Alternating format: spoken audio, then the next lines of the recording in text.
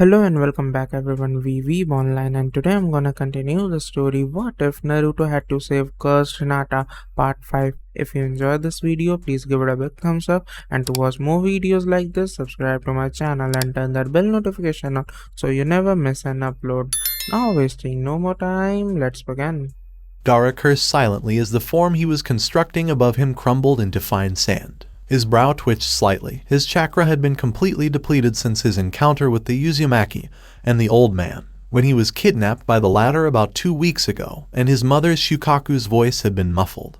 The redhead had discovered that his control was extremely erratic. Gaara had rarely paid attention to the lessons during his schooling because of his Jinchuriki abilities, so he didn't remember much about chakra control either. It had also meant that he had been unable to flee the grasp of the old pervert, or Jiraiya, as Gaara later discovered his name was, but thankfully, that problem had been quickly resolved when he was recently released. That's exactly what happened, albeit with a stern warning from the aged shinobi about being stupid and succumbing to the wills of bloodthirsty demons. He wished he could have shoved fistfuls of sand into the hermit's mouth to make him stop talking. However, there was no desire for Jiraiya's blood. Days passed as the Toad Sage explained the concepts of the Will of Fire, and as much as he wanted to bury the man within his sand, his heart simply wasn't in it, whether from the man's words or the absence of his mother. He'd spent the better part of 2 weeks in isolation, with only the white-haired man for company on occasion, and he'd had plenty of time to sit and think. His mother could no longer protect him, which meant he would have to protect himself until he could hear her words again.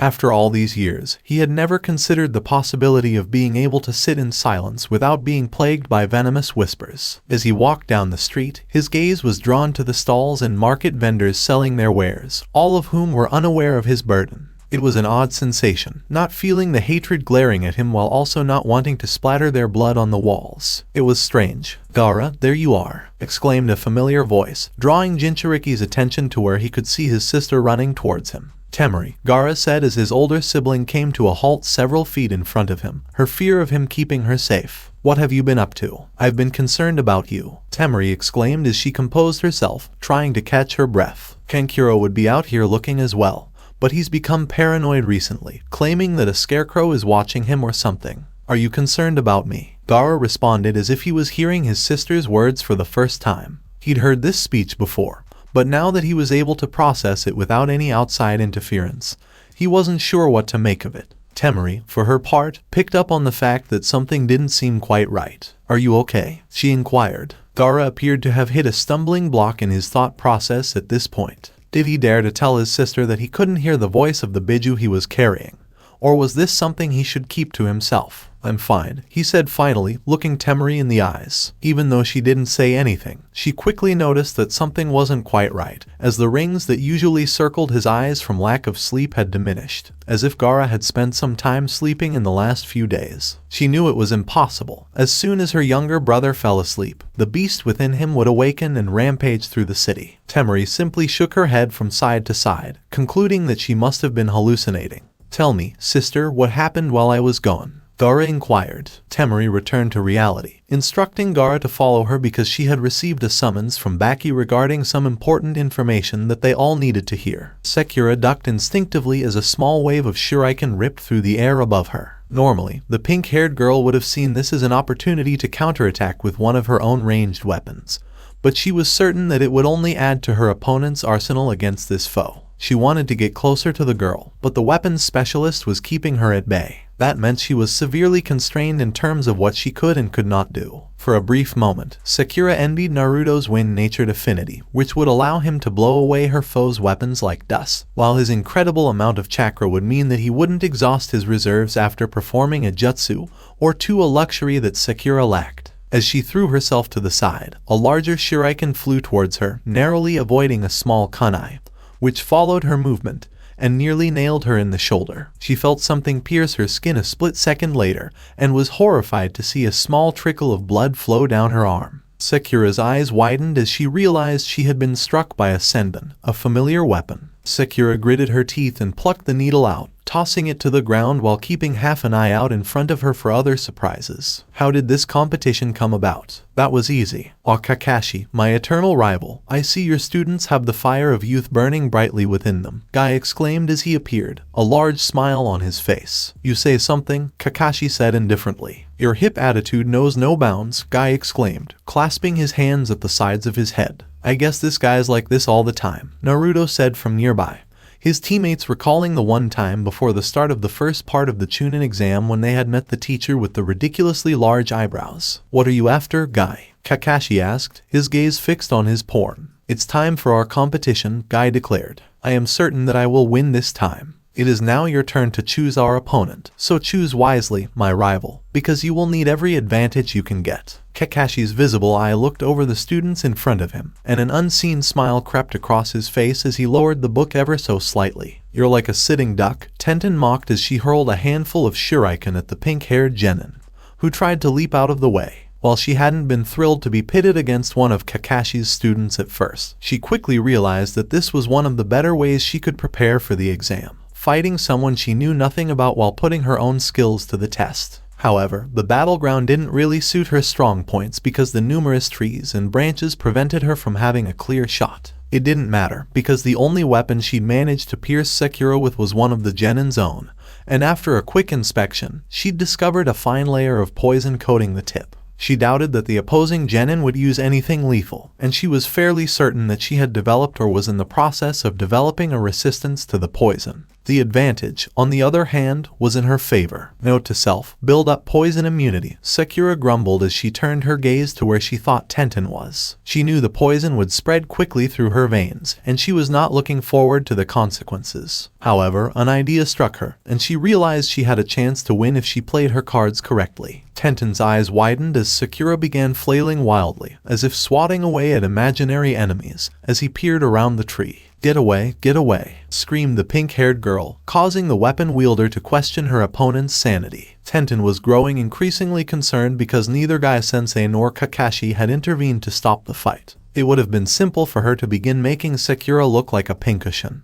but she knew she couldn't bring herself to do so. The proper course of action would be to knock the girl out and then transport her to the hospital to have the poison removed from her system. Tenten jumped down from her hiding spot and walked slowly across the battlefield, still cautious in case one of Sakura's wild swings came her way. Fortunately, the pink girl's back was turned to her as she appeared to struggle with an imaginary foe, and Tenten couldn't help but be relieved that the poison hadn't struck her instead. Tenten quickly closed the gap between them by raising her hand, intending to knock the girl out with a chop to the back of her neck. With Sakura's back to her, she couldn't see that the pink-haired girl had gone through several hand signs unnoticed and was simply waiting for the right moment. Gotcha, Sakura exclaimed as she spun around. T-mote, Katten. Sakura had grabbed both of Tenten's hands before she could react, and while confusion reigned supreme for a brief moment, it didn't last long as she felt the fingers Sakura was holding begin to burn under intense heat. It took her 5 seconds to wriggle her fingers free of Sakura's grasp, but the damage had already been done. The fight wasn't over, but she had no idea what she was supposed to do next. Come with me, Neji said, turning away from the fight. But I have to support Sakura, Naruto protested, motioning to his pink-haired teammate,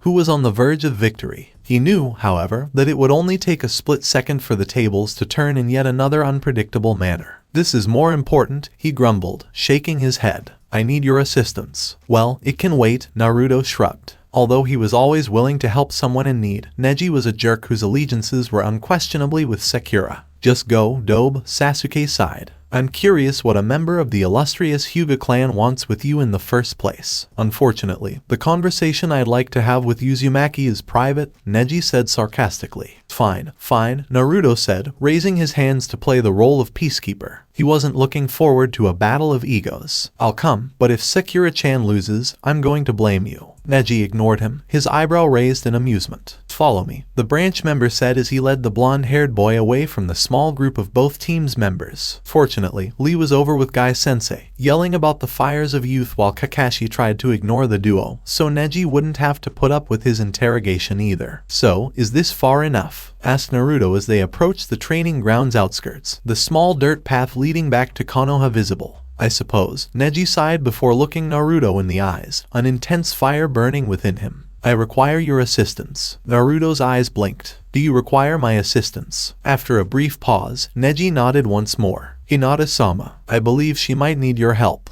Does Hinata require my assistance? Asked Naruto, before continuing when he received a nod of approval. Why didn't she just say it? I believe Hayashi grounding Sama's her, Neji coughed. Despite the fact that she was supposed to be free to leave the compound almost a week ago, she has been in a rather dark mood recently, and has refused to leave her house. I believe this is due to her younger sister's return from the hospital, which reminded her of what happened between them. What happened to them? I'm sure you're aware of Hinata-sama's unique condition, Neji inquired, receiving a small nod from the normally hyperactive blonde. Well, a sparring match went wrong, and Hinata-sama severely injured her younger sister. This is Hinata we're talking about, Naruto chuckled. She's a good friend and all, but she wouldn't hurt a mouse. Hanabi-sama sustained several injuries. 3 cracked ribs, a broken nose, and a clean break in her right forearm, Neji said, biting his lip to keep a chuckle from escaping, knowing that laughing at his cousin's injuries would be wrong. Even though Naruto's eyeballs bulged would have had an aburame rolling on the floor. So, why was she in the hospital for so long? Asked Naruto, knowing that a good medical jutsu or two would have sent the girl home with a cast and rib brace. She slipped into a small coma, Neji explained without pausing. As you can imagine, Hinata-sama would not have taken kindly to the realization that she inflicted these injuries on her sister, especially since the majority of them could have been avoided. I see, Naruto said, nodding slightly. So, what exactly do you want me to do? Well, I believe your friendship with Hinata-sama is something she treasures, so I think you could help her snap out of this state, Neji said, resisting the urge to shake his head slightly. Just a month ago, he despised and envied Hinata's way of life. Hayashi-sama may not be pleased with an outsider entering the Hyuga compound, but I've come to believe that it's sometimes necessary to disregard the laws for the betterment of others. Taijutsu was nowhere near Tenten's strongest skill, as she felt Sakura's fist collide with her shoulder. It didn't help that she couldn't use her hands to block anything. She had tried everything she could to use a weapon, but her fingers were too sensitive at the moment, and no matter how hard she tried, she couldn't stop her palms from shaking from the pain. Tenten kicked out, attempting to go on the offensive, but the attack was blocked by Sakura's forearm before the pink-haired reached out and grabbed Tenten's wrist. Sakura drew her opponent forward, tripping her in the process, never letting go of the appendage in her grasp. Tenten could only stick one arm out to try to stop herself from eating the dirt beneath her, but it was ineffective, and before she could push herself upwards, her arm was pulled behind her back and the cold edge of a kunai was placed against her throat. Winner, Sakura, Kakashi announced, much to Guy's chagrin. The copy ninja couldn't help but smile, knowing that his 3 students had defeated the opponents who had come their way over the previous few weeks. Kiba had returned a week before to exact vengeance on Sasuke, an attempt that had failed miserably now that the Uchiha felt little strain whenever his Sharingan was activated. Naruto had been challenged to a fight by Shino, and the bug user had been left without his insect allies after Naruto's wind blew them all away. Sakura had been the only one who had not openly challenged him, which was why he had nominated her for this contest. You got me, Tenten exclaimed, pushing herself up into a kneeling position. Only because you hit me with my own poison, Sakura, who was holding her head, replied. What was the poison? Tenten asked, looking up at the pink-haired girl. Something that causes headaches and migraines, Sakura said weakly. Because you didn't know what kind of poison it was, I pretended to be hallucinating. To lull me into a false sense of security, Tenten concluded, realizing her own weakness had been her undoing. She couldn't really blame herself because it was the moral thing to do.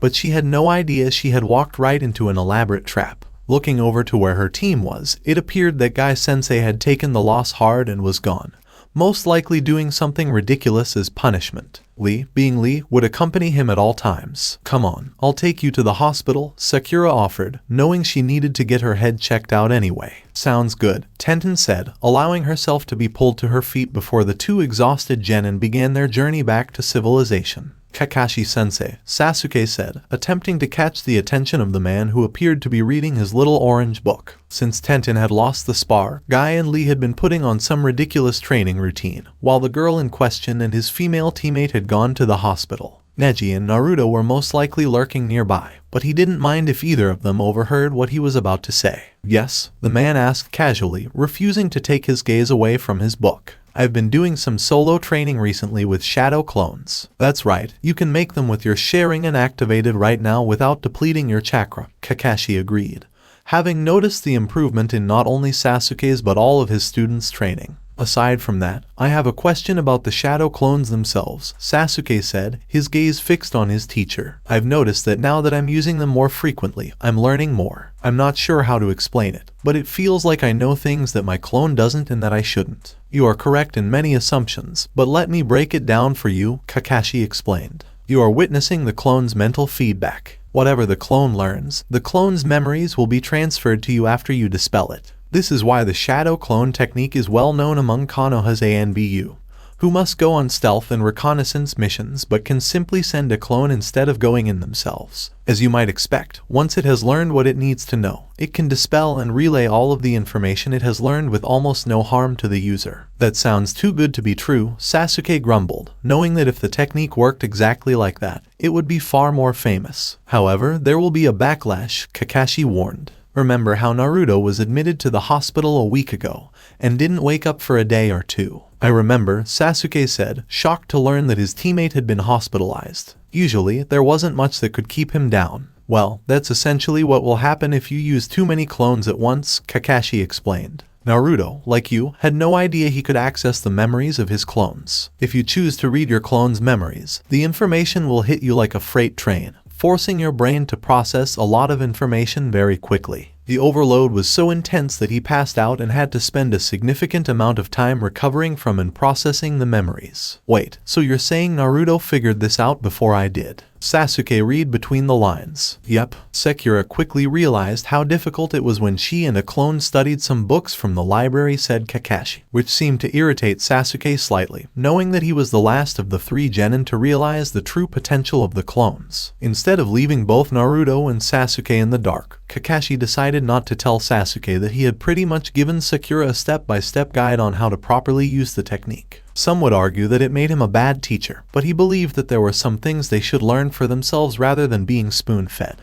Looking back, if he had warned Naruto, his student might not have suffered from the most splitting headache imaginable. As with your Sharingan, the more you practice this type of exercise, the easier it will become as your mind becomes more capable of absorbing more information in a single go. For the time being, I recommend that you use a clone to read through a scroll or something similar for an hour at most before dispelling it, and then use them as a mental workout by gradually increasing the time for each clone, Sasuke concluded. Another option would be to make more clones for the same period of time, Kakashi explained. You are also increasing your chakra reserves in this manner. I'm going to start doing this training myself, because otherwise you three will be stronger than me before you even get to Chunin. While Sasuke didn't say anything about it, he did notice that Kakashi was lavishing them with more praise than they deserved. But didn't you say Naruto was hospitalized because he used too many clones? That's what happens when the memories of 100 clones invade your mind all at once, Kakashi explained. In this scenario, your memory works similarly to any other muscle in your body. Gradually exercise it to make it more powerful. But don't overload it unless you want to risk permanent damage. That makes more sense, Sasuke said, nodding in agreement before summoning a clone. It was time for him to advance his training. Sarutobi sat in his office, a small trail of smoke wafting through the air from the pipe that sat between his lips. Unlike most times when the room felt empty, as it had for the previous few weeks, the office was empty of all ANBU members. Sarutobi knew that assassinating one of his ANBU and taking their place would be child's play for someone as skilled as his former pupil. While he was aware that Orochimaru would prefer to finish him off with more flair, the elderly man couldn't take any chances. He couldn't prepare for being caught off guard as the Chunin exams approached. There would be too many important people present, too many future mission clients scouting for the best hidden village to request assistance from, for him to be caught off guard and embarrassed. It was the first time Konoha had hosted the exams in a long time, and if everything went well, they would do it again a few years later. He sighed as he unraveled a scroll delivered by a messenger. The symbol on his headband had indicated to the Hokage that the ninja was from the Suna, but Sarutobi had no idea what to expect. Sure, the Kasuke's son had been held hostage by his most loyal pupil for a week or two, but Suna had no way of knowing about it. Even if the boy had escaped and reported his kidnapping to any superior in Suna, it would take a few days for a message to travel from Konoha to Suna and back. He blinked once in surprise as he read the letter's contents. It stated the Kasuke's intention to attend the final bouts of the Chunin exams in its opening sentences, though it explained that he was primarily doing so to see the progress of his 3 children. Despite the fact that the 2 villages were allies, this was a little surprising. The days of Cage, who did not host the Chunin exams, were long gone. There had been too many tensions left unresolved after the Third Great Ninja War, and while every village had signed a peace treaty, they weren't exactly on friendly terms with each other. The letter explained that Suna was the smallest of the hidden villages, and as such, the Kazekage had requested a team of Kano Hagakure ninja to protect the village while he was studying. Sarutobai's eyebrows immediately raised, and he became a little more cautious. That was an unusual request. It was understandable, though, because with the Kazekage visiting, he wouldn't be alone. A cage just wandering around would be a prime target, so he'd bring several teams with him as both protection and a show of power. And Sarutobai assumed the team was meant to be collateral, because according to the Kazekage, Konoha wouldn't dare to try anything if a team of valuable shinobi were in Suna. And it would help deter others who might see it as an advantageous time to strike. The letter also stated that someone would be sent whose name would frighten anyone who thought that with the Kazekage out of town, it would be an ideal time to invade. Looking over his teams, the third Hokage realized that only a few of his ninja could be classified as such, his own son being one of them. Sarutobai couldn't really ask him to leave because his students were taking the Chunin exams. The same could be said for several of his outstanding Jounin, who would hate to be separated from their students. He could only imagine the uproar Guy would cause. However, there was one. They probably wouldn't like it, but no one ever liked their jobs. Team 7, mumbled Sarutobai as he rummaged through his files. While the genin were exceptional in their own right, apart from that single instance at Wave, they had no real experience doing something of this magnitude. This, however, should not be anything dangerous because they would simply be over there to cause fear. And this was a different kind of game than the one they played at Wave, because it had political overtones this time.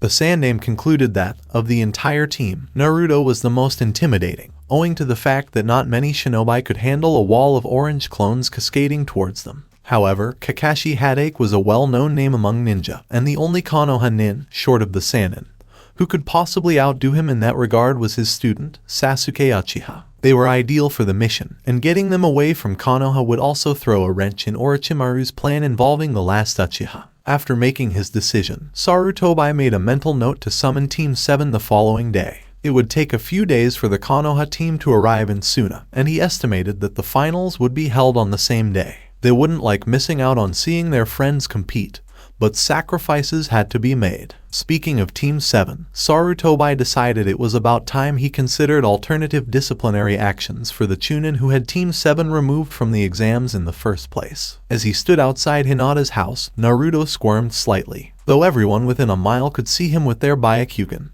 he was fairly certain that the clan heiress would not have it activated given Neji's description of her state of mind. Neji stated that when he returned home the other day, he spoke with Hayashi, who reluctantly agreed. Despite the fact that Naruto had yet to meet the man in person, he had already formed an opinion of him. He sounded like he had a stick up his ass, much like Neji did, or used to, but he also sounded genuinely concerned about his daughter's health. Anyone like that couldn't be that bad, could he? He sighed, looking back nervously. Neji had escorted him in and out of the building before excused himself and mumbled something about a team meeting, leaving him alone. A couple Hyuga guards kept an eye on him now and then, but he couldn't blame them given his reputation as a prankster. He bit his tongue and decided to just take the kunai and get it over with as he gently rapped on the front door. "There you are," Baki said, running his hand along the cloth on top of his head. "What have you been up to?" "Alone," Gaara said firmly, trying not to reveal that he was in a vulnerable state. Though it appeared that his sand shield was still functional, it was slow and unresponsive, and he could barely control the sand otherwise. "Your father almost threw a temper tantrum when he found out you'd been missing for so long." Baki shook his head.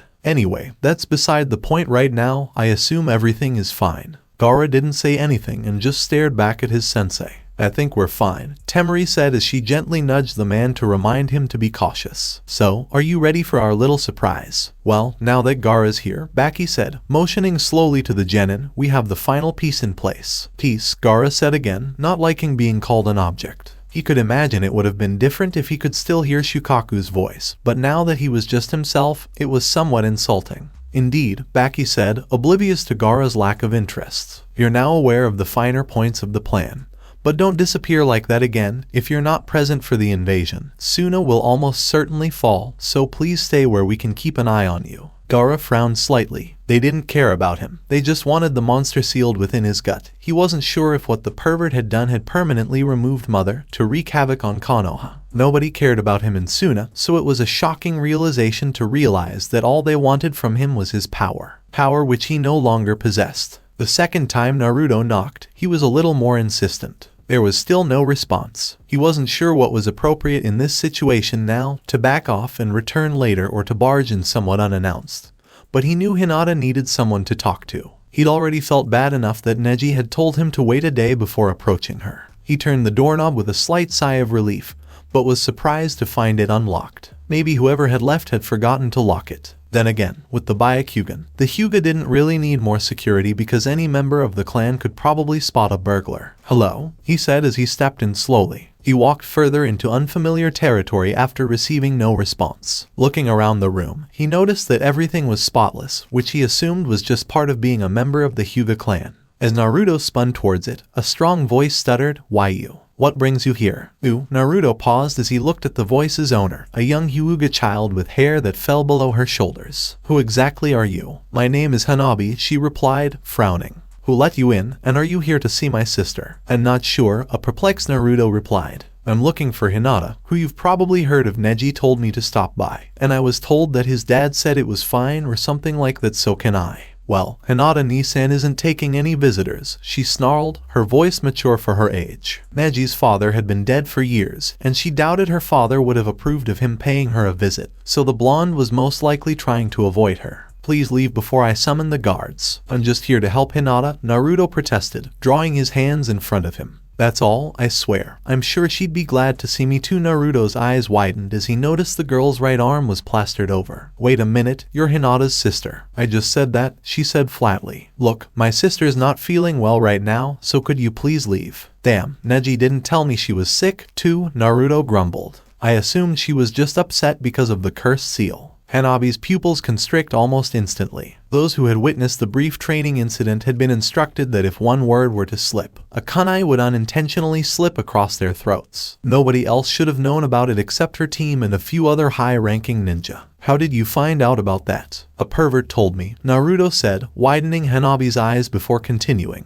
"Can I just have 2 minutes with her? If she wants me to leave after that, I'll leave without hesitation." Hanabi weighed her options with trepidation. Her father would undoubtedly be disappointed if she allowed an intruder any further into the house, especially given her sister's current state. But her sister also required some kind of intervention. That sparring match 2 weeks ago had been the first time she'd been hurt by Hinata's hand, or at least enough so that the injury hadn't faded away by the end of the match. It was the first time Hinata, her normally caring and loving sister, had displayed violent behavior. Whatever that seal was doing, it was definitely changing Hinata for the worse, and if she had been in her normal state of mind, she would definitely disapprove of what it was forcing her to do. If the guy in front of her could assist, she figured she owed it to her sister to try. "Fine," she grunted in an uncouth tone. "However, if you do anything to offend her, I will repay you tenfold." Team 9 convened at a training facility a few miles away from their usual location, further away from Konoha than usual. Neji had no doubt that this was done so that when they had to spar, their techniques would not be jeopardized by any unwanted eyes so close to the end of the exams. "As I've told you many times before, I am immensely proud of the 3 of you for making it so far into these exams," Guy said as he stretched his arm, himself and Lee going through a set of stretches every bit as ridiculous as their training methods. "Though you are not rookies like my hip rival, Kakashi's team, who you have bested by drawing upon Konoha's will of fire in a more youthful manner.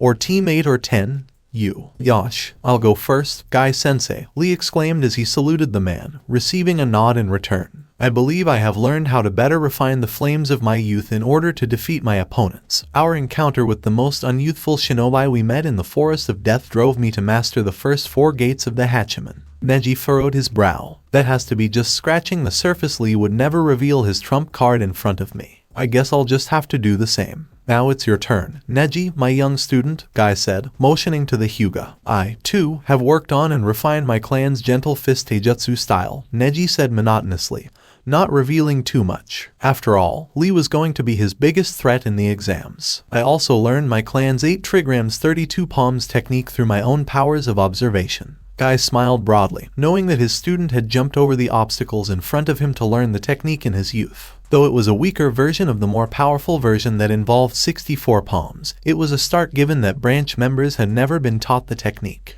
What he didn't say was that he was aware that the prodigy was also withholding information on what he had learned, having observed Lee doing the same. It made him proud to know that each of his students was a genius in their own right. While Neji was a natural-born prodigy, he was aware that the pale-skinned boy put in his own effort. "Now, Tenten, tell us about how you fan the flames of youth within yourself," he said with a toothy grin, pointing to the girl. "I worked on my weapon accuracy a little, and I'll be able to kick the asses of anyone who doesn't have a counter for them," the girl said excitedly. However, as Guy-sensei pointed out, there are some people who might be able to brush them aside fairly easily. So I worked a little on my close-range taijutsu and started learning a ninjutsu to add to my arsenal. I'm not sure if I'll be able to use it in time for the exams, but one thing's for certain, I learned not to underestimate my opponents. She reflected on her battle with Sakura with a sheepish, and that I shouldn't go into detail when I don't have to. It appears that in defeat against the youthful Sakura, your mind has truly emerged victorious, Guy declared before bragging about how proud he was of his students. Neji's thoughts drifted away from Guy's monologue, fully expecting it to be about youth or passion.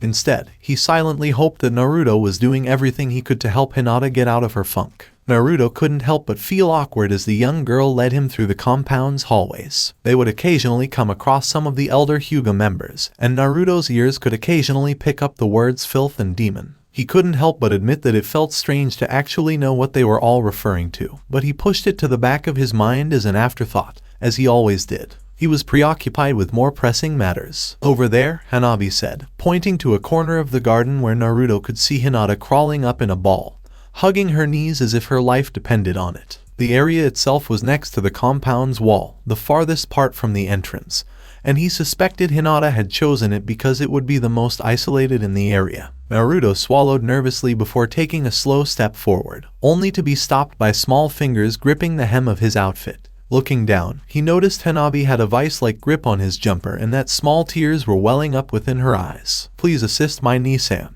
As she felt a comforting hand placed gently atop her head, the tears in her eyes did not fall. A few clan members passing by saw this interaction as a great disgrace, but Hanabi couldn't help but wonder what was going on as her grip on his clothing loosened. "You can rely on me." Naruto was too far out of reach by the time Hanabi looked up, his strides purposeful as he made his way to where Hinata sat. This sense of security was unfamiliar to the young Hyuga. Was this how people treated each other outside of the clan? She couldn't help but smile and turn around. There was no need for her to see any longer. She didn't know how, but she had a feeling that everything would be fine. A few Hyuga clan members couldn't help but be intrigued as they watched the orange-clad genin walk towards the clan's heir as if it were nothing. He made no announcement of his presence and pretended as if being the heir to such a prestigious clan meant nothing. Furthermore, when he was within touching distance, he placed his hand on Hinata's shoulder, and before anyone could react, the two humanoid figures were replaced by two logs. It took Hinata about 5 seconds to notice that the environment around her had changed. Looking up, she noticed her features becoming hot as she gazed at her crush's face. "Would you mind coming for a run?" he inquired.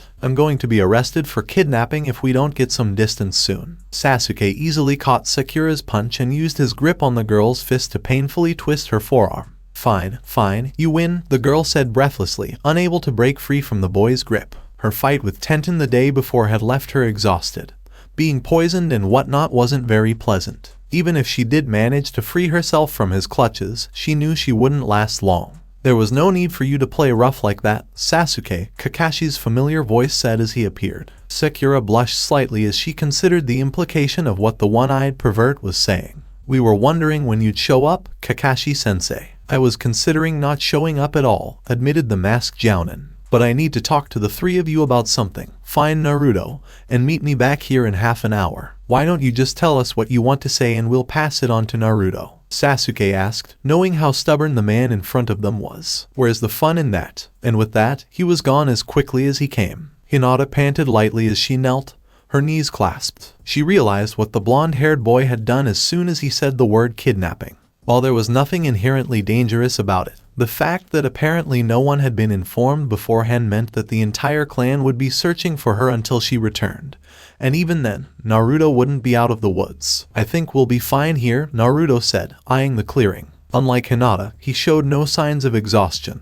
which was not surprising given his intense ball of energy. "And Naruto-kun, why are we here?" Hinata asked, raising her head. "I have something I need to show you," Naruto said, looking Hinata in the eyes as she stood up. Without further ado, he began removing his jacket and shirt, turning Hinata a deep shade of crimson. That is, until he put his hands into a seal and began shaping chakra. Confusion reigned supreme at first, until black ink linings began to appear on his chest. What is that?" Hinata asked, closing the gap between them to get a better look at what was in front of her. "I, too, have a dark secret, just like you have that seal on your neck," Naruto said with an out-of-character air of confidence. Hinata was taken aback that Naruto knew exactly what had marked her skin, and she unconsciously raised her hand to cover it as her crush continued. "While these things are dark in nature, they are a part of who we are, and we must accept that." Naruto took a deep breath as he tried to recall the speech he had prepared. Naruto had spent the rest of the evening trying to figure out how he was going to do this after Neji told him to come in the next day. He initially assumed that if Hinata was in her room and it was just the two of them, they would have some privacy. He had to change his plan now that they were out in the open. But that didn't mean he had changed his speech. "These markings, they're not the end of the world. In fact, something like this won't stop me from becoming Hokage.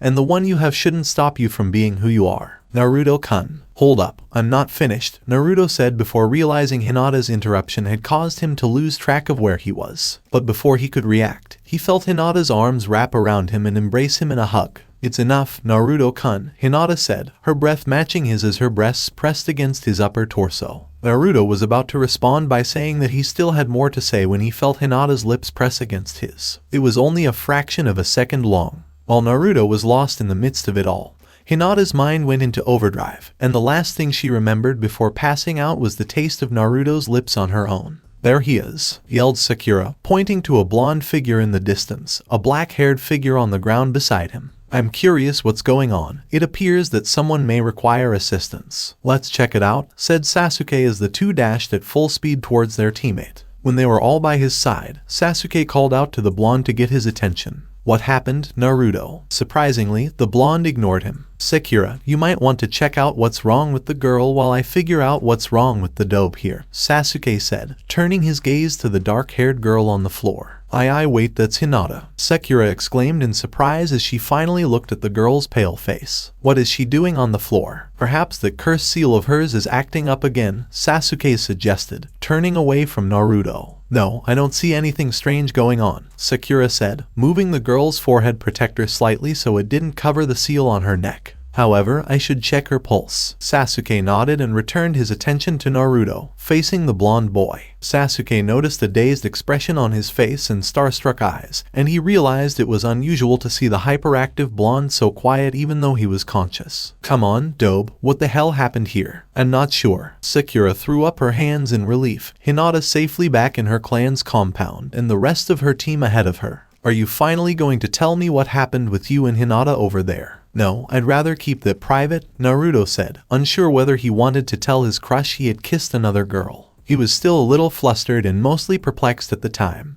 "Did Hinata tell you some super special secret or what?" "Even if she did, it's not like I could tell you, Sakura-chan," Naruto joked, sticking his tongue out to distract her. "I'm going to keep my mouth shut. I'm not even going to tea." "What did you call us here for?" asked Sasuke, who, while finding the revelation just as interesting as the rest of his team, wasn't sure what to say. "Yeah, Kakashi-sensei, are we going to get more elemental jutsu?" Naruto asked, brushing aside Sakura's comments. "I mean, we've already had so much practice with the last set you gave us that we're not going to get any better at them."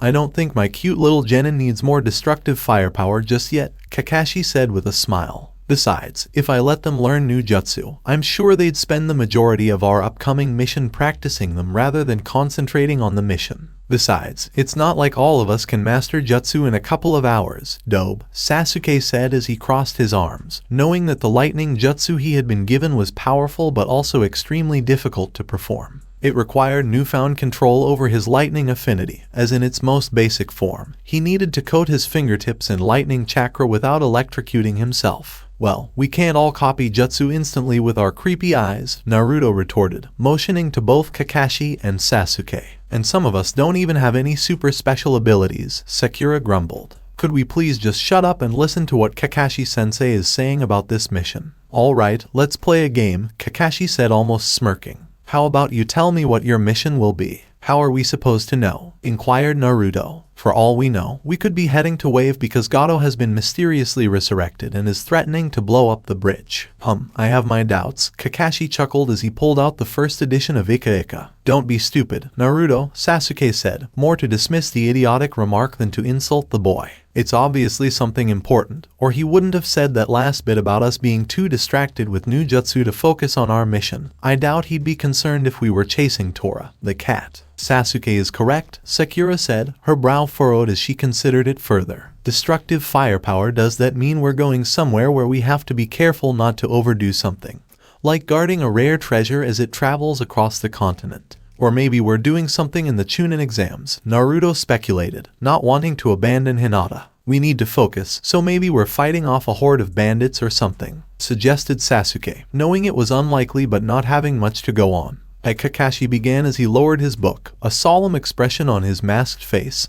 Have no idea. The comedic tone with which his sensei finished the sentence irritated Naruto even more. So, what was the point of that? To put your analytical skills to the test, Kakashi shrugged, his voice returning to a slightly more normal tone. Sasuke's and Sakura's are fine, but you could do with a little more work. Naruto stuck his tongue out. Examine this. Ignoring the dobe's stupidity, Sasuke said, a smirk appearing on his face as Naruto cried out in protest. If you don't know what our mission is, who will? The Sandame, Kakashi explained before revealing a little more. From the summons I received earlier, it appears to be C-ranked. So, with our luck, that means we've got another Zabuza after us, Sasuke grumbled. The last one didn't turn out too bad, Sakura said optimistically, recalling the happy kiss she shared with Sasuke's hinged form. So it's about time we had another one go to shit then, Naruto chuckled. Let's not get ahead of ourselves, Kakashi said quietly, hoping that the mission wasn't an envoy one. His tolerance for civilians had recently dwindled.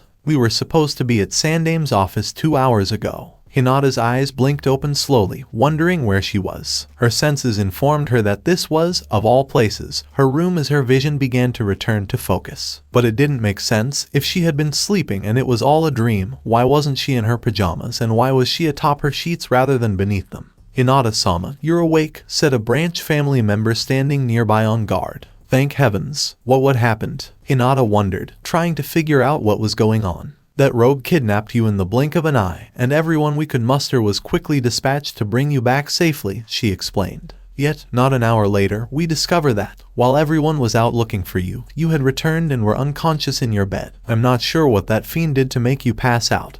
But the Hyuga will not rest until he is here groveling at your feet for forgiveness. Please, could you leave me alone for a moment? I need time to think, Hinata requested. Of course, please call me if you need anything, she said as she walked out, softly closing the door behind her. Meanwhile, Hinata was left alone with her thoughts as she realized everything had not been a vivid dream. She had kissed Naruto, her beloved. The fact that he appeared to be carrying a similar burden to her was an afterthought as her fingers caressed her lips, sending tingles up her spine. She could hear the rustling of paper coming from her coat pocket as she shivered slightly. She reached inside and pulled out a piece of parchment, opening it up and starting to read the contents. Hinata, as I previously stated, I am aware of the burden you bear and the problems it can cause. What I really wanted to say was that you cannot let this rule your life. You are Hyuga, Hinata, one of the sweetest and kindest people I know, and nothing, not even a black hickey, will stop you from being who you are. I would have preferred to tell you this in person, and I can only write so much before they notice I'm still here. But I want you to promise me something. I won't make you promise to never use the seal on your neck because there may come a time when something like that can save your life. But I will make you promise to never stop being yourself. Do you think you can help me with that? I have to leave. I believe they are becoming aware of my presence. Naruto. P.S. The kiss was lovely. Hinata couldn't help but smile when she saw those few words at the bottom of the page. Their simplicity reminded her of Naruto. Hinata watched the birds fly by through the window, her lips slightly parted. I swear. So you're not mad that we're late? Naruto asked, surprised, as the village leader simply nodded. I've come to expect it from Kakashi, chuckled Sarutobi. Now we're getting down to business. I have a mission for Team 7. You better not have dragged us all the way out here to paint some damn fences, Jiji, exclaimed Naruto, as his teammates simply sighed at the blonde's lack of respect for the Hokage. Be assured, this one will be a little more interesting, Sarutobi said with a smile. It's similar to that mission with the bridge builder you had a while ago in that it will almost certainly go off without a hitch. but there's also a small chance of it rapidly rising in rank. Sounds like fun, sarcastically said Sasuke. Do I understand correctly, Hokage-sama, that we are the only available team? More or less, the man admitted. Unfortunately, I must inform you that you will miss the final stage of the Chunin exams because this mission will take place concurrently with the third round. I told you it had something to do with the Chunin exams, Naruto boasted. Not quite, chuckled the Hokage again. You see, you're not going to be in Konoha for it. What exactly does this mission entail then? Sekura, tired of the suspense, inquired. Very well. At the request of the Kazekage, the four of you will be over in Suna, where you will remain inactive, as collateral if anything happens to the Kazekage while he is here. You mean the Kazekage is coming over to watch the Chunin exams? Sekura asked, surprised. With the tensions between the major villages, that didn't happen very often these days. And would you seriously just give us up like that, Jiji? Naruto asked, his voice disappointed. To answer Sekura, yes, as for Naruto, I never said I was giving up any of you, the Hokage replied. I have no doubt that if things go wrong, Team 7 will be able to retreat to safety. While this outcome is unlikely, it will be good practice for you to be prepared for the unexpected. As a ninja, you must expect the unexpected and can rarely afford to be unprepared for a situation. Kakashi didn't even hear his students' complaints as he stood in thought, striking a pose that would have guy condemning his rival's hip attitude. He'd been on one of these missions before, and they were frequently carried out between allied villages. They were essentially there to bolster the numbers, but as the Hokage had stated, they were collateral. If Suna received any kind of letter stating that something had happened to the Kazekage, all hell would break loose and they would be expected to shed the first droplets of blood, sparking a war. Having said that, he doubted that any of his students would die peacefully. They had steadily improved since coming under his tutelage, and perhaps most importantly, Naruto had yet to become Hokage. Naruto stood awkwardly at the village gates, his usual cheerful self seemingly missing. He was still disoriented from the earlier commotion, but with any luck, Hinata would find the note he had left for her. He and the rest of his teammates were scheduled to miss out on supporting their former classmates in the next stage of the exams because the Hokage's orders were absolute. The boy had considered leaving a clone behind, but he didn't want a few weeks' worth of memories gushing down on him when he returned. Are you okay, Naruto? You seem a little out of it, Sekura commented from nearby. What? Yeah, of course, I'm fine, Naruto said, startled by his teammate's voice. If you say so, I just hope you packed enough for the trip, Sekura said, hoping the blonde didn't mind sharing her toothbrush or something equally ridiculous. Even after all these years, she was still learning about what he was capable of. Enough, you two, Kakashi said. Okay, you three, we've got a job to do, and I hope you packed plenty of cool clothing because you'll need it. Naruto blinked a few times when he heard these words. He hadn't considered that because they'd be in the middle of the desert, he wouldn't need to wear his iconic jumpsuit. How was he going to showcase the color orange now? Just how long are we going to be in Suna? Asked Sasuke. Until the Kazekage returns from his trip, said Kakashi, rubbing the back of his head. Just like the students in front of him, he wasn't really happy with the time frame, as the details specified that they would have to wait until the village leader returned. The Kazekage could potentially take a vacation in Konoha and stay an extra couple weeks to discuss contracts with the Hokage, and they'd be stuck in Suna for over a month. It was still better than chasing Tora though. Don't think this trip means you can slack off, said Kakashi. While in Suna, we will still be training during our time there, and since we're technically on a mission, we won't have to go doing D-ranked missions despite how much I love boosting your teamwork. All three of the students could pretty much feel the sarcasm drizzling from his voice. I wonder who'll get promoted, pondered Sakura as she turned her head towards the stadium the tournament would be being held in. We, said Sasuke, recalling how he had been challenged by the spandex-wearing genin before the first exam. He had learned a lot from that fight, and despite his overly joyous nature, he didn't doubt that the powerful teenager would earn his flak jacket. Hinata will definitely get promoted, declared Naruto, pumping his fists. We'll find out when we return, or perhaps you'll get a message of who succeeded while we're over in Suna, said Kakashi. Come on now, let's stop wasting daylight. We've got a long way to travel. Yes, sensei, said the three genin in unison as they leaped out of sight, traveling faster than ordinary civilians could ever dream. Their departure, however, didn't go unnoticed as Gaara watched from atop a nearby building. During the battle that he had had with Naruto and Jiraiya, Gaara had heard the white-haired man say, "Meet what you could have become." The volume he had said it with, however, worried him. Had he said it so that not only Naruto could hear him but also Gaara himself, laughing and talking with teammates, just having a good time with friends? Could such a future still exist for him? Gaara walked through Konoha's streets with purposeful slowness. Only 10 minutes had passed since his fellow Jinchuriki had left the village, and he couldn't stop wondering what his life could have been like if things had been just a little bit different. He was no longer controlled by his mother's rantings, and he had resolved that if he ever heard them again, he would silence them personally. He'd been a puppet to the Biju inside him for far too long, and now he'd take a stand against the vile mass of chakra. Gaara's thoughts came to a halt when he felt something bump into his leg. Looking down, he noticed a pink smear across his pants and a young girl by his feet, whose ice cream had fallen to the ground. "I'm sorry," she said as tears welled up in her eyes. "I was just so happy that I spent all of my pocket money on ice cream and didn't realize where I was going." Gaara just stood there stunned, trying to figure out what to do in this situation, considering that ice cream was either extremely expensive or the girl's pocket money consisted of a single ryo per week. The old Gaara would have slaughtered the girl without hesitation, but that seemed like a lifetime ago. He was still angry, to be sure, but he was able to restrain himself from acting on it. He shook his head with a slight sigh, eager to explore the new sensation. Before speaking to the girl next to him, he reached into his pocket and counted the money he had on him. "I'll go out and get you a new one." While it wasn't so much an offer as it was a demand, it didn't matter because the girl's eyes brightened like a light switch had been turned on, and she declared Gaara the nicest person in the world at that moment. Hopefully, this little girl will never find out about Gaara's past. Choji's strong haymaker knocked Shikamaru to the ground, and Ino grinned. "Shintenshin no jutsu," she exclaimed, her hands slipping through a few well-remembered hand seals. This, on the other hand, was exactly what Shikamaru had been hoping for. Having grown up alongside the two people his sensei had asked him to fight, he was aware of any slight lag in the technique. Shikamaru quickly countered the normal shinobi who would freeze as they realized what was going to happen by using one of the 3 jutsu he had learned in the academy. Choji had no time to react as the Kawarami occurred, and he now found himself in the same location as Shikamaru.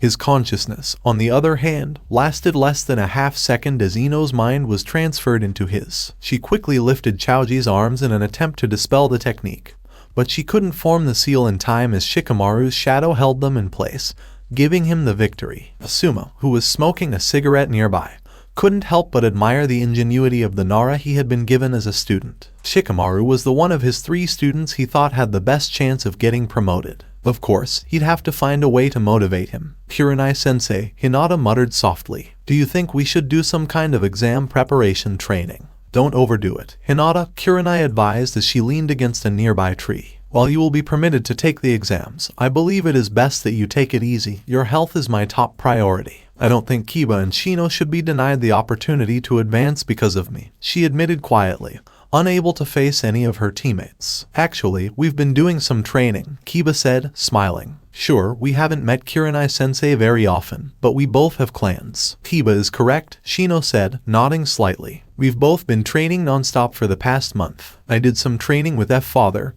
Hinata said, smiling up. "In that case, I think a light spar is in order," Kurenai chuckled. "That is, if you're all up to it. I can't have my students falling behind the other teams." "Well, Sasuke's team didn't even make it into the Chunin exams," Kiba responded, "so at least we outperformed them." "He beat you rather badly in the 2 spars you've both had," Kurenai scolded, sighing. "Don't get too far ahead of yourself." Kiba's annoyance grew as Akamaru seemed to agree with what their sensei was saying, causing the Inuzuka to kick the ground and grumble under their breath. "You should not be discouraged. Uzumaki defeated me in our spar," Shino said, echoing his teacher's words. "It appears that Team 7 has not been idle in the past month, perhaps. Without the looming exams weighing on their minds, they have been able to reach a level that we have not." When Hinata learned that Naruto had beaten Shino, her smile widened slightly. She had nothing against her teammate, but she was relieved that her favorite blonde was doing so well. Meanwhile, Kiba wasn't thrilled with Shino's attitude toward their friends who weren't even in the running for an upgrade.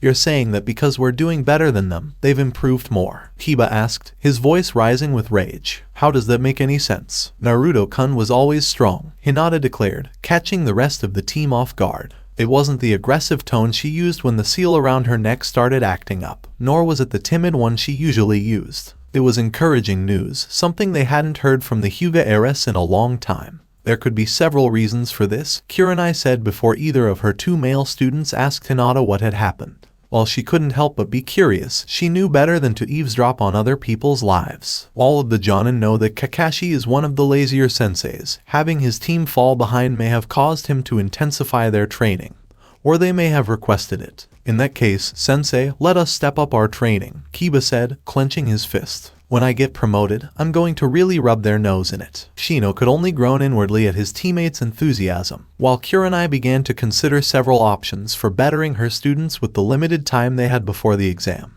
However, before she could give any instructions, the clearing they were standing in was taken over by another genin, one who could potentially become one of their opponents later in the competition. Neji Nai-san, Hinata asked, perplexed as to why her cousin was in this place of all places. Hinata, Hayashi-sama has requested our presence, Neji declared, his face pale, no doubt in fear of the consequences of his previous actions today. Hinata swallowed nervously, knowing that this conversation would almost certainly be about her alleged kidnapping the day before. While she was confident she wouldn't get in trouble, the possibility that her crush could sense her father's rage worried her. Sasuke's brow furrowed. Tell me about it, Sakura grumbled as she walked alongside Naruto. Something had definitely happened. There was no doubt about it. Hinata being unconscious wasn't unusual, but Naruto being so flustered. Sakura couldn't say she'd ever seen anything like it, and even after years of knowing the boy, the fact that something could make him shut up in that way seemed strange to her. Looking back on their days at the academy, she realized that while she hadn't really talked to the boy, she couldn't help but hear him from the back row or wherever he might have been sitting.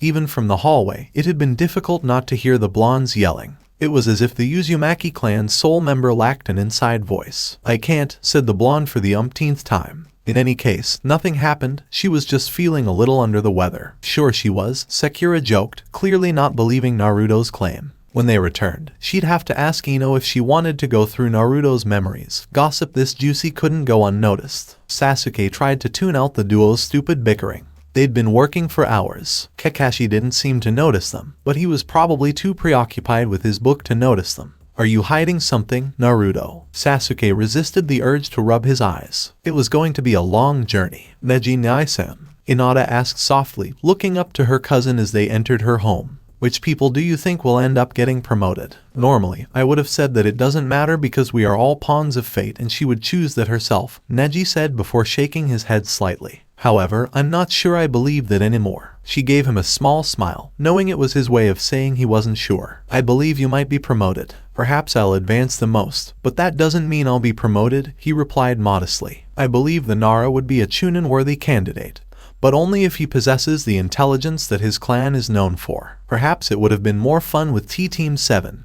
Hinata mused as her thoughts drifted to Naruto. That's correct, the branch family member admitted. The Uchiha would have made an excellent opponent. And Naruto-kun as well, she added with a smile. He's grown a lot stronger. The Kunoichi on their team seem to do well. I'm glad to see you're both together, an intruding voice said. Neji and Hinata had not seen the person approach because their Byakugan had been deactivated. I need to speak with both of you, especially Hinata. Okay, father, Hinata stuttered as she turned to face the man, completely caught off guard. Is there something wrong? Perhaps, he said almost glumly. He spoke without conviction, and his voice was hazy enough to make Hinata's hairs rise slightly. What exactly did Uzumaki do to you the day before? Hinata blushed as she bit her lower lip, reflecting on the events of the day. We talked briefly about the exams. I see, he said, nodding slightly. Is that it? Well, we also talked about Mycel. The hand that carelessly brushed across a certain part of her neck was noticed by both male Hyuga. How did he escape the compound with you? Her father inquired, eager to move on from the previous topic. That wretched seal Orochimaru had cast upon his daughter was the last thing he needed. I believe he used a kawarami, but did he previously subdue or harm you in any way? No, Naruto-kun would never do that, she protested with vigor Hayashi had rarely seen from his eldest. We used the kawarami to escape the compound,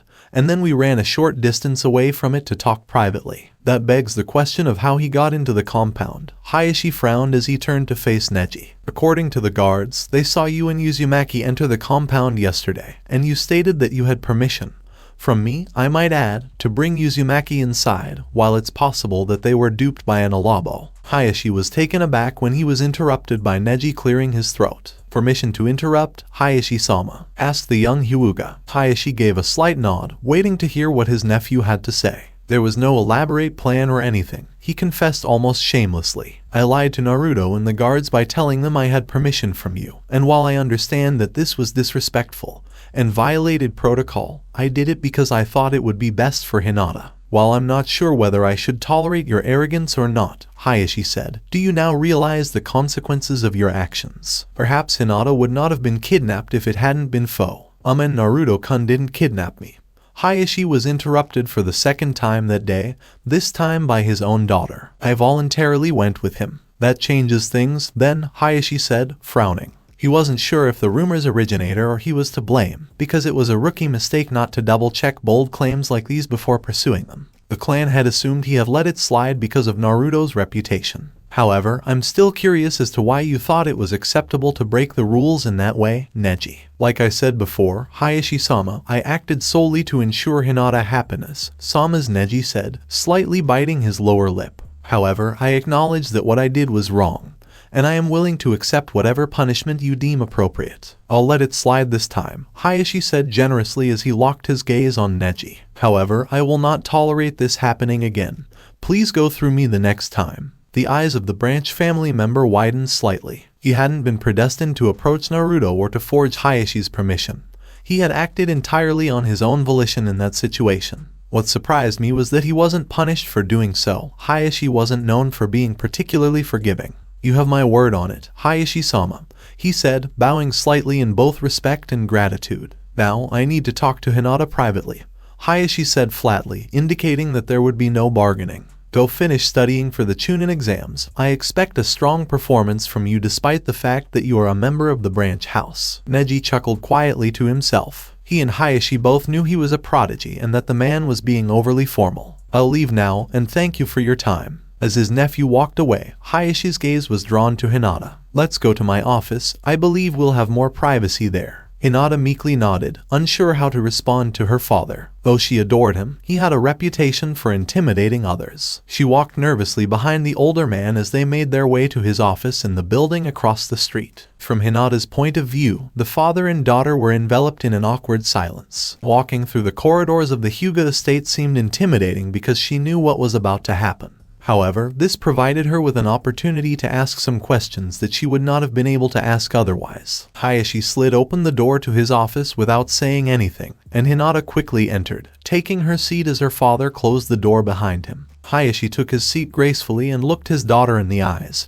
happily surprised that she met his glare and didn't look away. Do you think your meeting with the Uzumaki yesterday was beneficial? He finally asked, breaking the silence between them. It was. His words gave me strength, Hinata said, a gentle smile caressing her face. If you don't mind my asking, father, why do you ask? Before I sent Neji off to see you, I had to go see the Hokage, because many of the clan members were quite enraged by the boy's actions and had demanded a warrant for his arrest, Hayashi explained, causing his daughter to gasp slightly. While the Hokage appeared to have laughed at their request, it was still a serious claim, and when young Naruto returns from his mission, I will speak with him personally to see if I deem him worthy to keep you company, after the rest of the clan has calmed down a little. Naruto on Kunza mission? Hinata inquired, paying attention to the finer points. He has been sent on a long-term mission and may not return for several weeks, Hayashi explained. The Hokage also said it was far away from Konoha. Hinata was visibly disappointed by the news, as she had hoped Naruto would observe her performance in the exams. If the Hyuga heiress had been exceptionally lucky, she might have even been given a good luck kiss before her first bout. I understand, she said solemnly before her mind recalled what she wanted to discuss with the clan's leader. Father, I must make a request of you. And what could it be? Naruto showed me his seal yesterday, not the one on my neck, but a large one inked on his stomach. Do you know what it is? Hayashi flinched slightly as he took in this information after hearing those words from his daughter. That is quite surprising, he said slowly before gathering his thoughts. The seal he showed you is the greatest secret this village has, and I must ask you not to tell anyone about it because the consequences could be disastrous. Hinata swallowed nervously and remained silent, having never heard her father speak in such a tone. For him to have shown you his seal means that he completely trusts you, and you're probably the first person he's ever shown it to.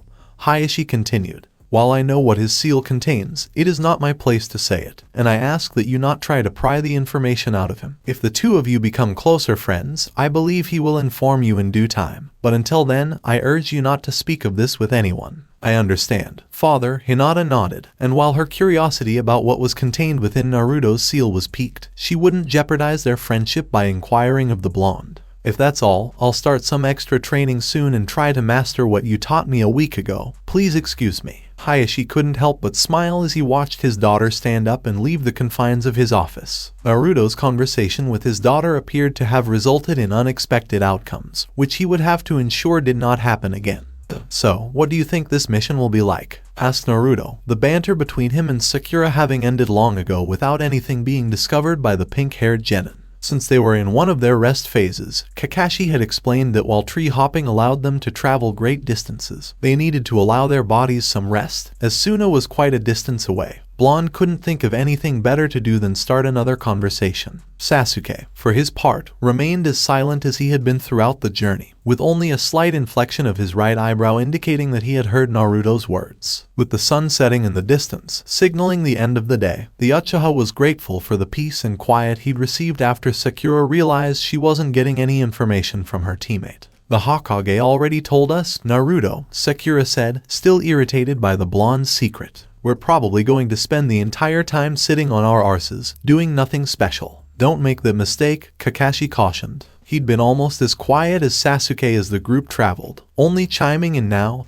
and then. Many a genin have died because they assumed they were given an easy mission, which is why I made you bring all of your weaponry. Naruto's face was slightly crooked. I still don't get it, Kakashi-sensei. We could get to Suna in like half the time if we didn't have all these stupid things with us, he said, motioning to the backpack strapped to his shoulders. It was extremely heavy, and Naruto's shoulders were already aching. Given their slouched figures, Sakura and Sasuke appeared to be having an equal amount of difficulty with theirs, but neither had spoken up about it yet. Well, we have to be prepared at all times. What if we were suddenly attacked by bandits or something? You don't seem very prepared, Naruto observed sourly. Kakashi had one strap slung lazily over his right shoulder, and was deep in his green, for once not orange, book. Even with the change in color, Naruto doubted that the contents were significantly different. That's because I'm a jounin, he said almost cheerfully, flicking his one visible eye back to the page he was reading. Before Naruto's face brightened, the four continued walking quietly, each member of the team only having their own thoughts for company. How about we play some kind of game? This is not the time, Kakashi declared as he came to a halt, the three genin quickly following suit as the masked shinobi put his book away. Naruto swallowed nervously, fearing that now that Kakashi's book was gone, they'd be up against a super strong foe. It wasn't to be, but that didn't mean the people standing in front of them weren't powerful in their own right. The Kazekage, Suna's leader, was dressed in white cloth and surrounded by four people. Kazekage-sama, Kakashi said as he bowed in honor of the allied village leader. Kakashi of the Sharingan, I'm glad the Hokage chose a worthy shinobi for my request, the man said as he came to a halt. I take it these are your students. Indeed, may I introduce Haruno Sakura, Naruto Uzumaki, and Sasuke Uchiha, Kakashi said, waving to the three teenagers behind him. As the Kazekige's gaze locked on Naruto, he couldn't help but shiver. Unlike the Hokage's eyes, which were always warm and friendly, these pupils only showed darkness and desolation. I hope you have a pleasant stay in Suna, the Kazekage said as he resumed his walk. Until the next time we meet. Team 7 remained silent as they watched the Kazekage continue his march, his guards close behind. Meanwhile, Kakashi was scanning the forest on either side of the path, occasionally spotting a Suna shinobi leaping through the trees, scouting for anything that could endanger their leader. While the number of scouts seemed unusually high, he wouldn't question another village's methods. Alright, let's pick up the pace for the last few minutes of sunlight, Kakashi said as he leaped away, his students quickly following. Back on the path, however, one of the Kazekige's guards cast a glance back at the vanishing group. Wouldn't it have been the perfect time, Orochimaru-sama, to place your seal upon the Uchiha? He asked, his voice lowered to a whisper so as not to be overheard. Indeed, it would have been, but I would have been unable to properly test the young Uchiha to see if he would be a worthy vessel. Orochimaru chuckled. Fortunately, I made preparations ahead of time so that when they arrive in Suna, I'll know exactly what the young Sasuke is capable of. Impressive, Hanabi, Hayashi said with a slight smirk on his face as he watched her demonstrate the gentle fist on a training dummy. It was a special one with fake tenketsu hidden beneath a thick layer of fake skin, so striking it correctly required some skill with the Byakugan. What was more impressive was that she'd done it all one-handed, despite her broken arm. Thank you, father, she bowed slightly, but not too deeply, because her ribs were still weak. Do you think that's up to Neji Nai standards? Sans, perhaps not quite yet, but you're on your way. Hayashi chuckled as he ruffled the girl's hair in a fatherly manner. The Though he had never been one for such displays, Orochimaru's stunt had made him protective of both his children. "I hope he does well in his exams," she said, her voice slightly lowered. "I believe he deserves it." "That he does," Hayashi agreed with his younger brother. Hayashi had taken no pleasure in knowing that the caged bird seal had been placed upon the boy the same day his father had sacrificed himself for his older brother, but it was necessary. "I also hope Hinata does well. Nissan is going to really surprise everyone." Hanabi chuckled. While it would have been unusual for anyone to see the two Hyuga act so casually, Hanabi was known to relax in the presence of her father. "Look at how easily she defeated me. She's never done that before." While Hayashi was well aware that, despite Hanabi's great strength for her age, his eldest could easily have beaten her at any time, he didn't feel it was right to crush her spirit by informing her that Hinata had pulled her punches every time the two sisters sparred. "She has made significant progress, but only time will tell. The exams begin tomorrow, so we shouldn't have to wait too long to find out." "Who do you think would win if Neji Nissan and Hinata Nissan fought?" Hanabi asked as she ran through some stretches to cool down after the brief workout. "I can't answer that," Hayashi replied, despite knowing exactly what the correct answer would be. "Anyway, I think we should go to the hospital tomorrow and get that cast off of you. It's about time, and your sister might want to see you without it before her first match." Neji's Byakugan ignited as he passed through the hand seal that would activate it. Though Guy-sensei had told him and the rest of his team to rest the last few days before the exam, the Hyuga was never one to slack off. He was slightly concerned about the exams for some inexplicable reason. He wasn't sure why, and it didn't make much sense given that there was no one else there who could compete with him besides Lee, and that strange red-headed kid from Suna. He was fighting that guy right away, but he had spent the month before practicing for the fight. Guy-sensei and himself had deduced from a few casual comments made by some of the other genin when the matches were announced that the psychopathic genin had a strong defense. Naturally, the Hyuga had spent the previous month honing what was likely a much stronger defense, the Hakishu Kaiten. Despite how strange Gaara sounded, Neji was confident in his ability to defeat him. No matter what defense the boy used, the gentle fist would be able to get around it because it was designed specifically for fighting such enemies. Guy, on the other hand, seemed a little concerned about the match, possibly because Neji hadn't revealed the full extent of his abilities to the man. But he still believed that his student could win if he channeled the power of youth. Neji went through a few basic katas that had been passed down even to members of the branch family with a quiet grunt. Naturally, they were flawed. The main family kept the best katas to themselves, but that didn't matter much unless you were up against someone who was both quick and skilled enough to exploit those flaws. Neji resolved to use only his most practiced and refined taijutsu techniques against his teammate, remembering that Lee was fast and skilled enough to exploit any weaknesses. With that thought in mind, the Hyuga burst forward and unleashed a devastating combo of strikes on his mental opponent, hands blurring as they struck out at dozens of precise targets at high speed in just a few seconds, only to come to a halt as the combo ended. As he continued his light workout, he allowed his mind to wander slightly to the other types of opponents he might face. There was the Aburame, and while his insects could be a nuisance, he appeared to be too inexperienced to be considered a threat. Then there were the other two sand ninja, the girl with the oversized fan and the boy dressed entirely in black. The girl's fan and village of origin indicated that she was skilled in wind jutsu, implying that she was a long-ranged expert. But he could easily negate the problems that would arise from that by using the chitin and rapidly closing the gap before she could start throwing ranged techniques around. He didn't know much about the boy in black, but his red-headed teammate appeared to be the more dangerous threat. There were also the sound nin, but Neji knew he wasn't regarded as one of the greatest prodigies since Itachi of the Uchiha for nothing. He'd show them why he was worthy of such a title. That pretty much summed up the majority of his opponents. The only real threat from a Konoha nin came from his spandex-clad teammate, a match that Neji admittedly looked forward to. There wasn't another Konoha ninja he'd have to compete with unless it was his cousin. A month ago, Neji would have laughed at the idea of him getting close to his cousin, but things had changed. He'd grown to respect her. Whether the seal around her neck was the catalyst for this change he couldn't say, but he knew he loved her. There was no doubt in his mind that if he tried, he'd be able to crush Hinata like a bug, and while he might have fantasized about it once, he knew he couldn't bring himself to do so. More pressing was the question of whether he could bring himself to defeat her if he was pitted against the girl. She hadn't been in the best of spirits for the past month, and Neji knew he'd only seen the worst of it. Was he willing to batter her and crush her spirit, which had only recently begun to improve? Suddenly, he found himself looking at the object of his thoughts as she appeared behind him, the Byakugan's 360-degree vision proving useful yet again. And Neji Nissan. she asked softly, prodding her fingers together. I just wanted to wish you luck in your exams. Thank you, Hinata-sama, he said politely as he spun around. I wish you the best of luck as well. And I also wanted to say something else, she stammered, slightly nodding her head in appreciation as her face became more serious. Don't you dare to be gentle with me. Neji blinked a few times as he replayed Hinata's words in his head. Did she truly believe he would have been gentle with her in front of the entire village? Thinking about it, he wasn't sure what he'd do in a fight with her, especially if the seal she carried started acting up. You have my word on it, he finally stated.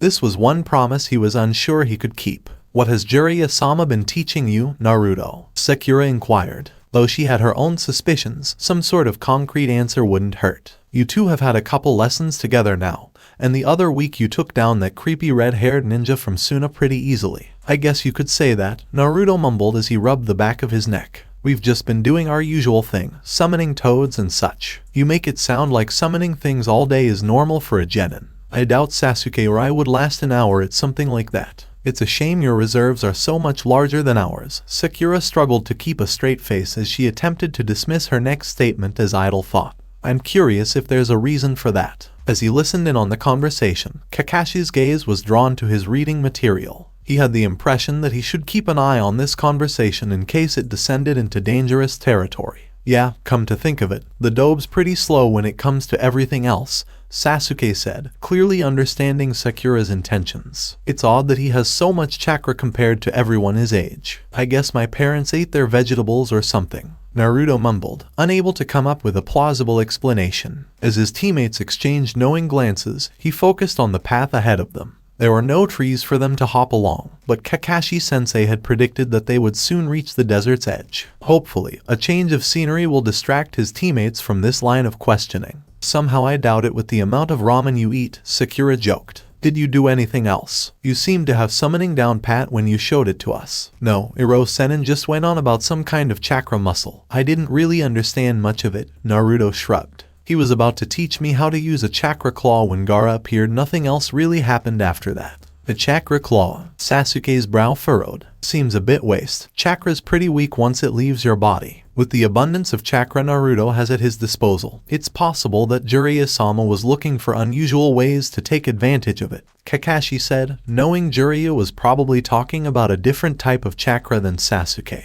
Well, he didn't even let me try it, so I wouldn't know, Naruto explained, throwing his hands behind his head. How's the sharing and training going, team? Sasuke gave the name a slight glare, but if it affected him in any other way, he didn't show it. It's been coming along pretty nicely, almost impossible to go back to normal vision now. After spending so many hours with enhanced vision, the young Uchiha felt vulnerable now that Kakashi had ordered him to turn it off unless absolutely necessary in order to conserve chakra on the road. Just don't go copying any more of my jutsu, and we'll be fine, Naruto teased his rival, sticking his tongue out. Hinata drank a glass of water in an unsuccessful attempt to calm herself down. While she had felt quite confident the night before when she approached Neji, an almost sleepless night of mulling over the day ahead had done much to erode that confidence. She hadn't seen her father yet, and while she knew he'd be watching her from the stands during the exams, she hoped a word or two from him would help reassure her. At the same time, she knew there hadn't been any time because she had to be at the stadium for the third stage of the exams in half an hour,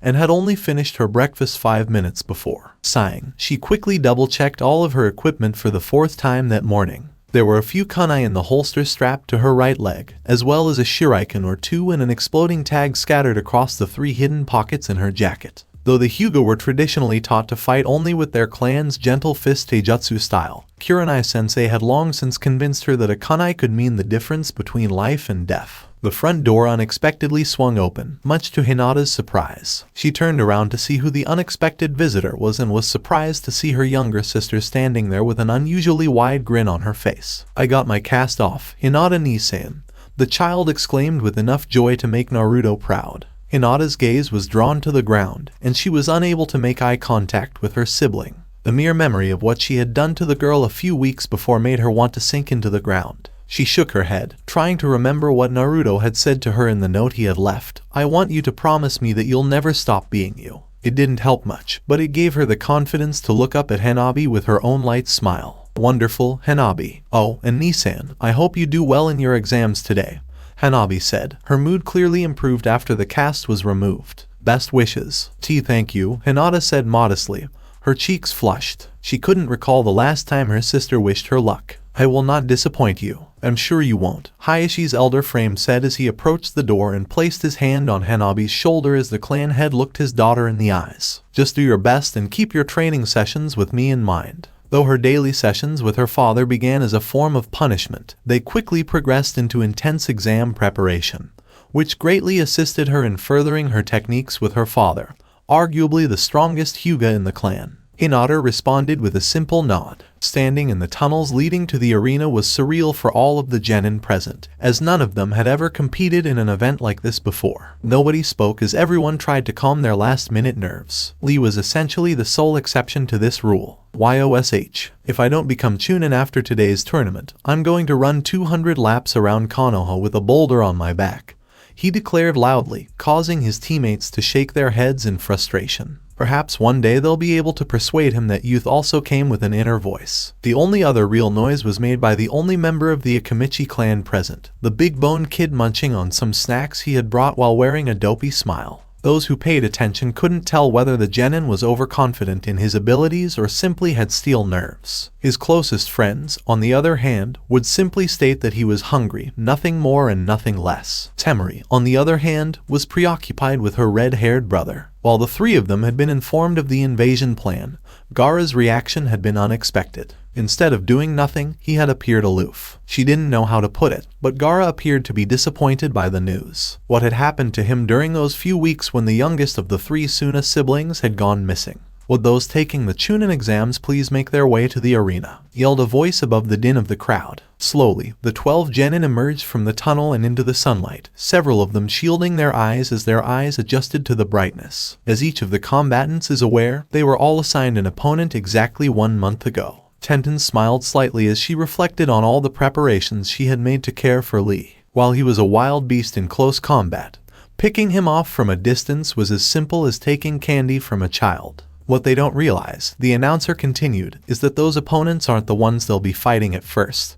Their true opponents will be chosen at random. The crowd erupted in anticipation, shouting out the matchups they were looking forward to seeing and the names of who they thought would win. The implications of the sudden change, however, were far more serious for the genin. It suddenly dawned on me that in the ninja world, you must always be prepared for the mission parameters to change in an instant. After all, they were taking the Chunin exams, and a promotion would mean the ability to lead a team in the field. Those contestants who had only prepared to make a strong showing when confronted with the target they had been assigned would now face an uphill battle if they couldn't think quickly on their feet. Surprisingly, one of the genin had the perfect words to describe this situation. Troublesome. Whoa, look at all this sand, exclaimed Naruto as he gazed out over the seemingly endless plain of nothingness. It's a desert. What did you expect? Daube, waterfalls, and rainbows, said Sasuke, slightly irritated by Naruto's upbeat demeanor. There now, you two, settle down, Kakashi said, hoping that the two students wouldn't start arguing over something so insignificant.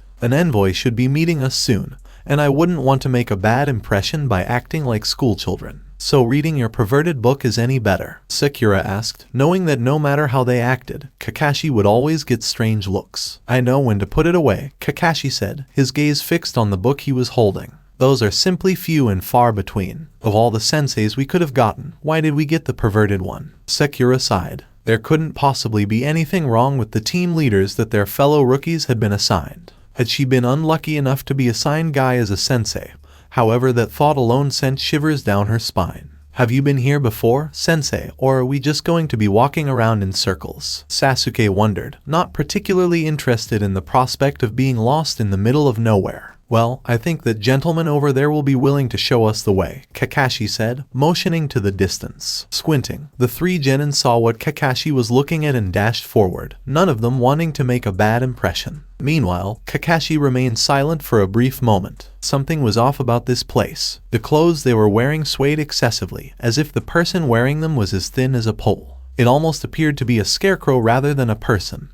But why would they have a scarecrow in the middle of the desert? It wasn't like it was safeguarding crops or anything. Kakashi's visible eye squinted slightly as he began to scan the area for any abnormalities. 10, 15, 22, 28, 34, he counted quietly. He could have continued, but he knew it would be pointless because it would waste time. His hand dropped and he pocketed his favorite book before reaching for his headband. He had the impression that things were going to get very messy very quickly. The three genin, on the other hand, came to a halt when they realized what had caused Kakashi to have second thoughts. They had quickly closed the gap between themselves and their target, only to discover that it was just a scarecrow. Those who hadn't been following these three students for the past month might have expected Sakura and Naruto to yell obnoxious words as they vented their frustrations. Anyone who knew Naruto as he was during his schooling would have been shocked to see him go through several hand seals seemingly subconsciously. Sakura stood beside him, looking over her shoulder as if surveying the landscape, while Sasuke's eyes changed from black to red Sharingan.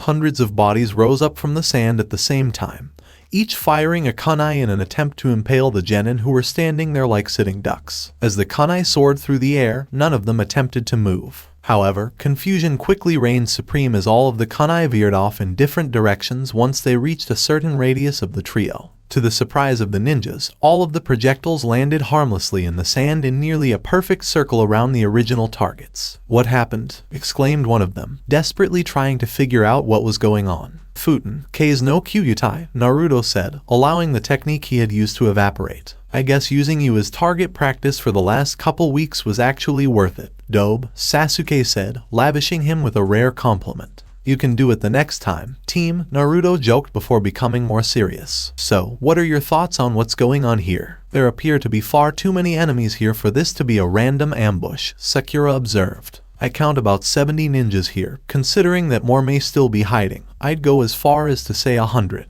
"That's a lot," Naruto said, smiling as if he was looking forward to putting himself to the test. "I think I can take out more than you, Dobe," Sasuke challenged, twirling a kunai with one finger through the ring in perfect sync with the rotation of his Sharingan. "You're on, team," Naruto snapped back. "How are you two so calm?" Sakura inquired. She had recently developed a similar competitive nature, but it was still new to her, and was easily overruled by concern about the danger of the situation. "You can compete as well, Sakura," Naruto said, smiling at the pink-haired genin who only shook her head from side to side. "We still don't know if they're friends or foes. We're in the land of wind now. We could have stumbled across a training exercise or something," Sakura reasoned, just as a shadow crept up behind her. She dropped to one knee as a kunai slashed through the space where her head had been moments before, having noticed the look in Naruto and Sasuke's eyes. Naruto and Sasuke had sprung forward in an instant, both of them smashing their fists squarely into the assailant's face, slamming the teenager into the ground more than a dozen feet away. Sakura sat up again, her eyes wide with the realization that if she hadn't reacted quickly enough, she might have died. "Foe," declared Naruto and Sasuke, taking defensive stances as they prepared to fend off the first wave of enemies, while several of the higher-ranking ones separated from the pack to engage Kakashi. The trap Orochimaru had set for them had been sprung. Team 7, on the other hand, were not going down without a fight. I will continue the story in next part. Till then, we weave offline.